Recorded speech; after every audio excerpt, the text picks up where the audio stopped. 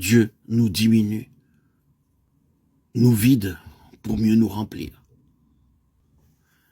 Il est donc nécessaire pour l'homme d'être affaibli, diminué, brisé, vidé. Et cela peut se justifier abondamment. Pour traiter un tel sujet, il faudrait pouvoir l'embrasser vraiment dans toute son étendue et le sonder dans toute sa profondeur. Et ni vous, ni moi, n'avons les ressources d'intelligence spirituelle et de pénétration pour espérer y parvenir jamais. Mais le Seigneur connaît toute l'ampleur du problème. Il en a mesuré l'étendue, et rien ne lui échappe dans notre nature humaine, pas plus l'infiniment petit que l'infiniment grand. Or c'est lui, lui-même, qui est allé à la croix pour entraîner dans sa mort notre nature déchue. La croix de Jésus-Christ a une portée qui dépasse de beaucoup tout ce que nous en avons découvert jusqu'ici, et tout ce que nous pourrons jamais nous représenter.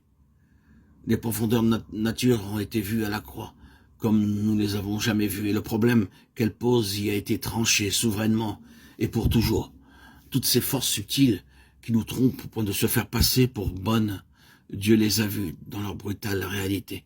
Toutes ces choses qui dépassent ce que nous en pouvons connaître ou concevoir, Dieu les a clouées à la croix et en a eu raison.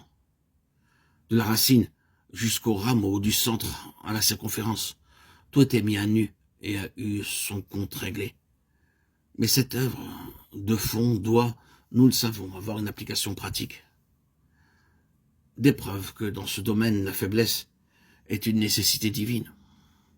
Nous en avons une entre beaucoup d'autres. Dans la vie de Paul, ce grand apôtre, cet instrument de choix, élu dès avant la fondation du monde, malgré tout ce qu'il peut représenter comme témoignage vivant de la grâce et de la souveraineté de Dieu. Malgré qu'il ait vu le ciel ouvert au-dessus de sa tête, malgré qu'il ait entendu la voix du Fils de Dieu glorifié, même cet homme-là, il faut qu'il ait une écharde plantée dans sa chair, de peur qu'il ne s'élève outre mesure. N'est-il pas là un sur-indice de la pensée de Dieu, de la façon dont il se représente les ravages que peut causer le besoin inné d'être fort? Certainement, car cette aspiration qui se cache toujours quelque part, dans les replis secrets de l'ancienne création, finirait par se montrer, en dépit de la consécration, en dépit d'un abandon complet entre les mains du Seigneur, en dépit de la volonté de mourir s'il le faut, et de mourir encore, et de mourir toujours pour la cause du Seigneur.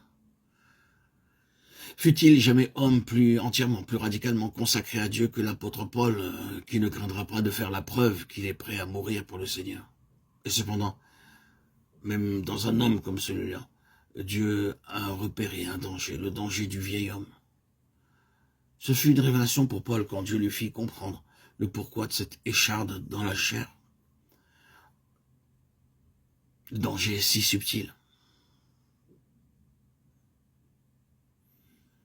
Il rampe si secrètement que l'âme la plus dépourvue de détours, la consécration la plus transparente n'est pas plus à l'abri que des autres. C'est quelque chose qui travaille dans l'ombre, là où nous ne voyons rien.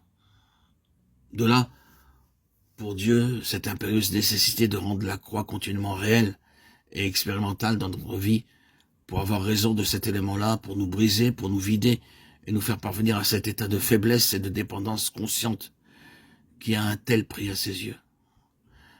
La valeur de la faiblesse s'apprécie à l'ampleur des dommages que peut causer à l'œuvre de Dieu cette tendance innée de notre nature, ce trait si profond de notre caractère.